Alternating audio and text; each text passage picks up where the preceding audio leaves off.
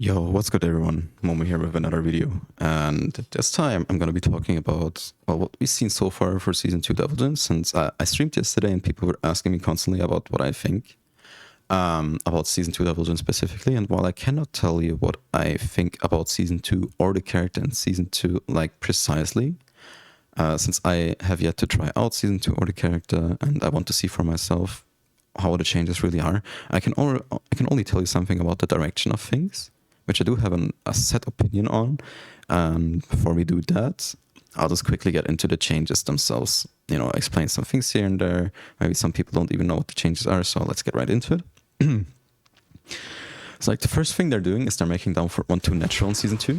So what would happen in Season 1 is that even if they get hit by down for 1, they can still block and even crouch and punish you for just randomly throwing it out. So unless you counted confirm this, you were putting yourself at a risk whenever you threw this out. There's a little less risk now in Season 2 now that it's natural. So kind of like Jin's Downfort 1-4, if you will. Yeah, then on top of Downfort 1-2 being buffed, they also added a new extension to Downfort 1, just Downfort 1-4. Looks a bit similar to his CD4-4 follow-up. It wall splits, it's like a huge plus, I believe, on his like plus 16, I think, and it's minus 13 on block, and it's not natural, so Downfort 1-4 is not natural. It might be counter-hit natural, counter-hit combo, I'm not sure, we haven't seen. It's like it could take the spot of old Downfort 1-2, and then his Downfort 1-4 is basically your mid mix up to your high string. Then he also gets a high from Morning Corona. It's basically the first hit of his Heat Smash. So it's a 12 damage high, unblockable. That's plus 5 on hit with a lot of pushback, so you're not gonna make use of those plus frames a lot, I believe. And well, when you think about it, it's basically just a launch punish below that doesn't track really.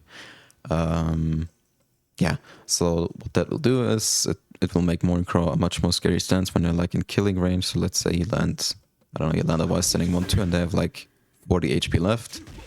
Go for the Morning Crow high here and you kill them. Before that, you could not really kill with Morning Crow as a stance, so it's a change to make the stance a bit more threatening. My opinion on that later.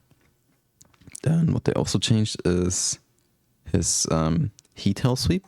So like what he gets now is he gets CD4 into Morning Crow 3 as a string.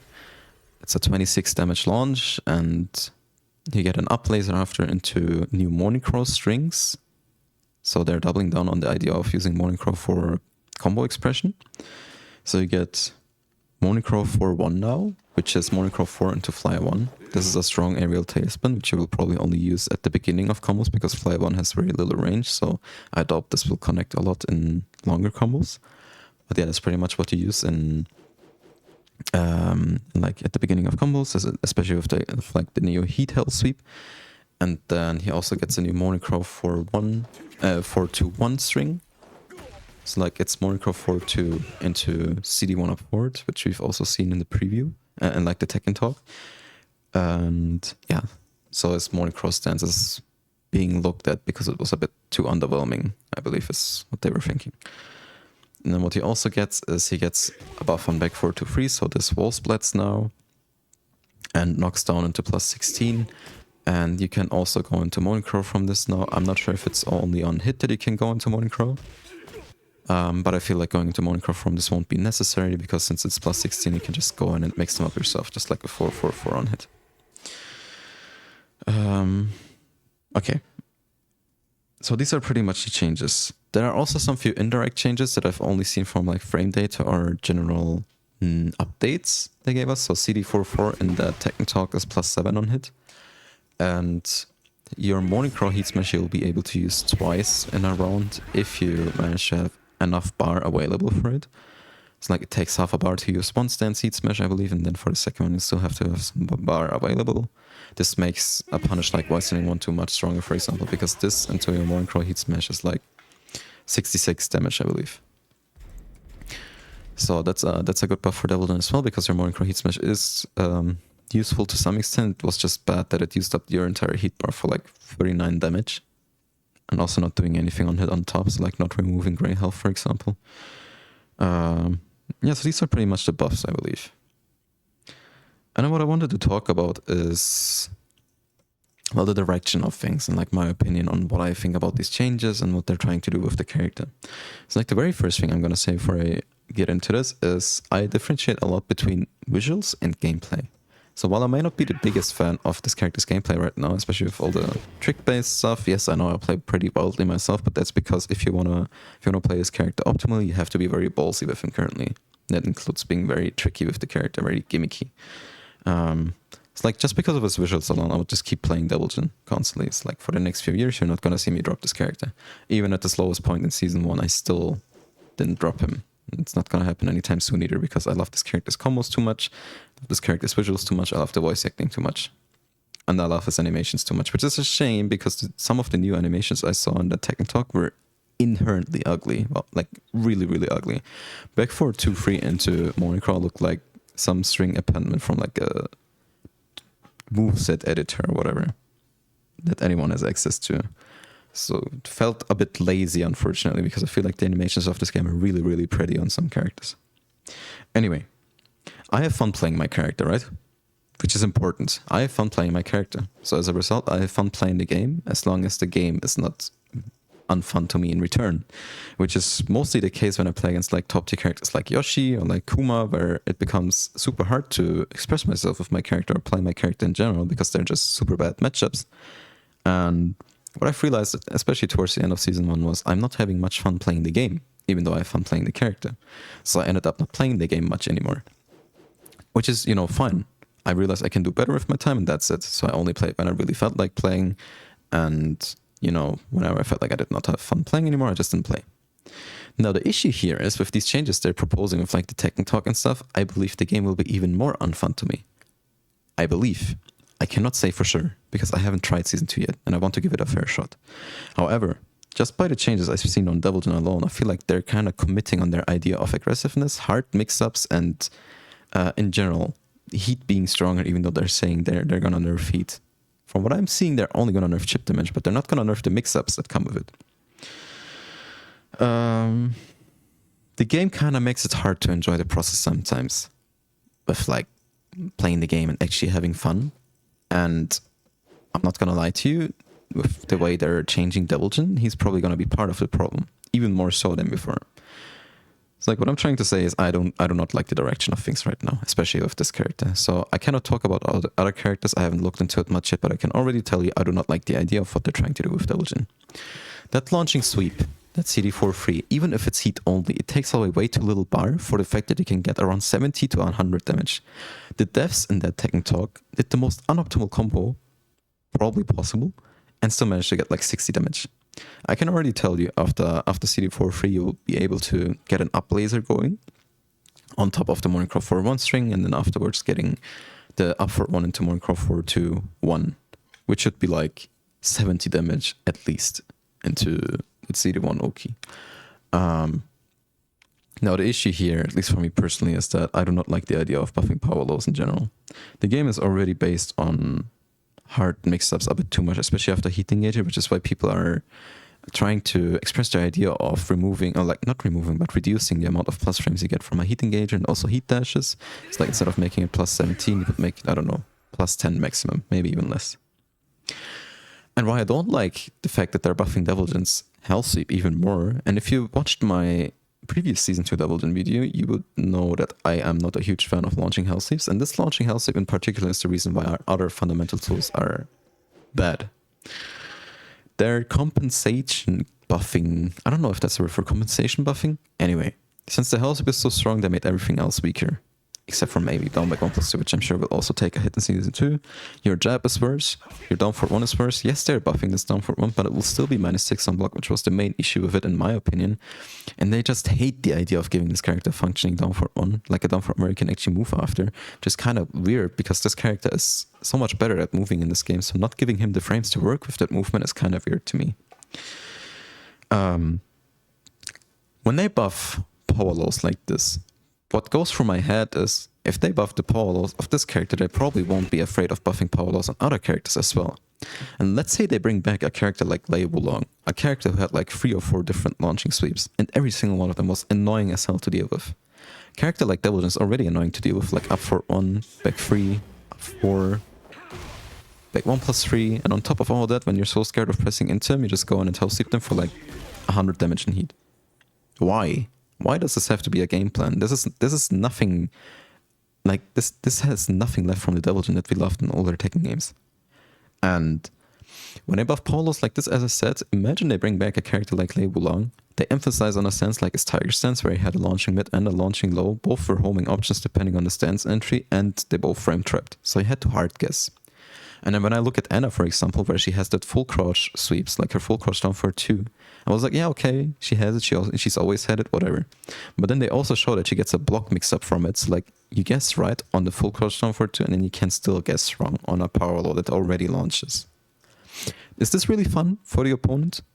And the worst part is, when they buff flows like this and they leave everything else mediocre, you're kind of forced to go in and hell sweep, which was already the issue with this character. You're kind of forced to go in and hell sweep. And this is neither fun for the player nor for the opponent, which is why I hate the direction, and I proposed the balance changes that I made in my other Season 2 Devil Jin video. You know, I don't think a launching hell sweep will ever be any character's identity, especially not Devil Jin's. I don't think this launching hell sweep is part of his identity, I really don't. Devil Jin's identity has always been having strong highs and lows to work with, and since both options are duckable, you have to be very careful on how you implement those in your game plan, which made it fun. This is what makes the character fun. You have to think twice before you use a move. And then your mids are kind of mediocre, so you have to land a lot of them if you really want to make your mix-ups work and condition your opponent. And this is the second part that makes this character so much fun. And all of my students that came to me for coaching, I've always told them conditioning is key with this character. And the moment they realized that, I shit you not, all of them made so much progress with their ranks. Conditioning is one of the most fun parts about this character. And it's harder with Devil Jin than Kazuya, for example, because your mids aren't as scary to eat, so people will more likely be ducking, and will be ducking more often than against, say, Kazuya. And that's what made the character fun to play, in my opinion. You had to win more interactions. One mix-up alone wasn't enough to win the entire round. It's kind of what made him cool in Tekken 8 for me. It's not like your average run-of-the-mill Tekken 8 character where winning one interaction can almost win you the entire round. You had to win multiple interactions, and you had huge strengths like Domic 1+2, and then sweep, and your electric. You also had very glaring weaknesses, like bad frames on your pokes, or while standing punishment not being all that anymore, and in general, your tracking, especially from range, and your heat smash, just being so average now after all the nerfs. So you had to move a lot to make this character work. Now what your game plan is going to be is either you land a random launcher, because they're buffing combo damage a lot, so your main goal will be to land a launcher. Get them to the wall, land one mix-up, and they're dead.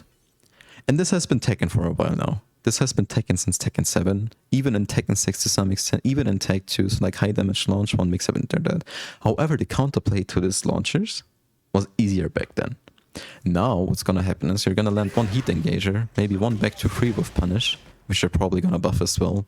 Gonna make back 2 homing or something. Since, God forbid, this character gets a homing move that actually functions outside of back 4 too. Yeah, as I was saying, you land one heat engager into 100 damage hell sweep. And they're also buffing his mids. So after a heat engager, the situation will become even more scary, especially against a character like Devil Jin. And we were talking about nerfing heat in general, but then we're buffing mix-ups that are super easily accessible after heat engagers. And there's no execution barrier. You do not have to wave dash in your opponent's face to mix up your mix-up timings. None of that. You just press your mix-up after landing a heat engager, and you just pray it hits.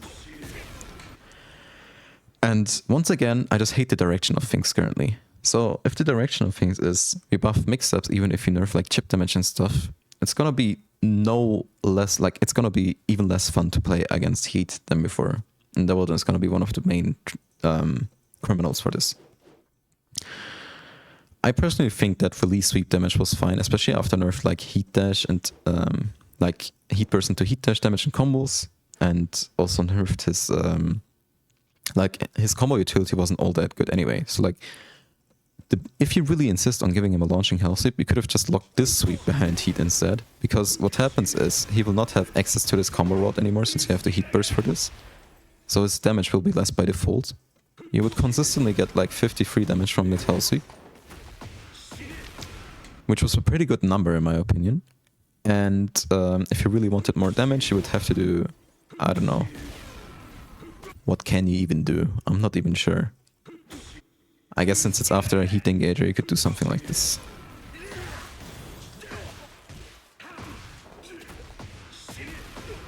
Which is also more damage.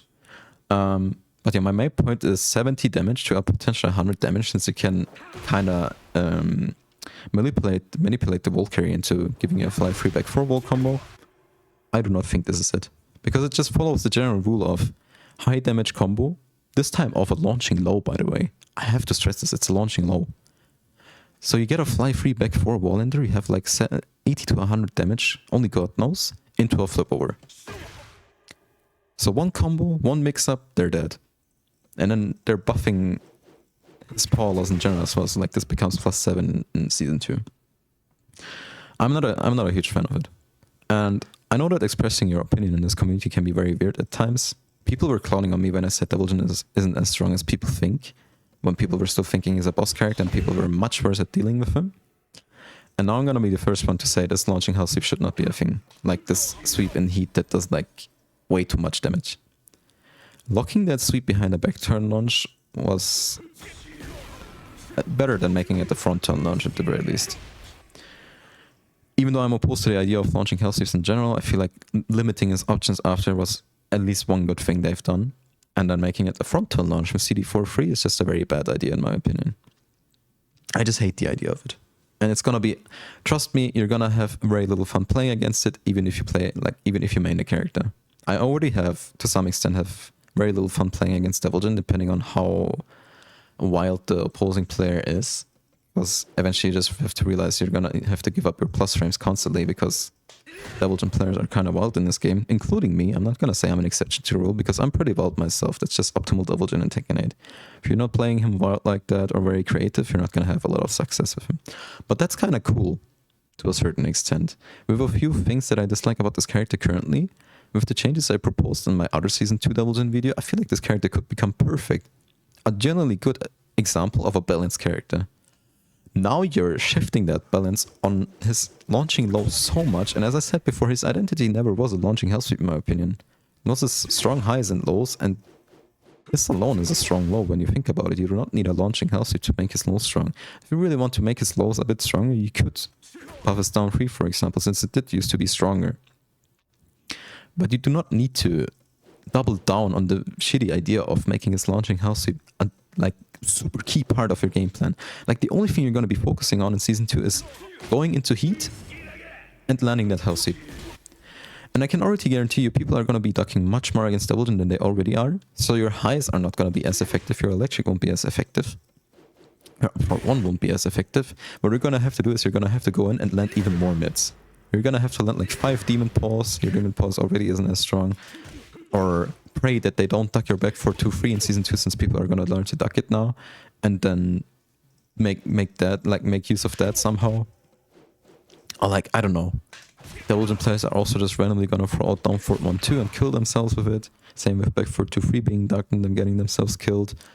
It's just super shitty changes that are also toxic at the same time. Yes, they're buffs. I love buffs.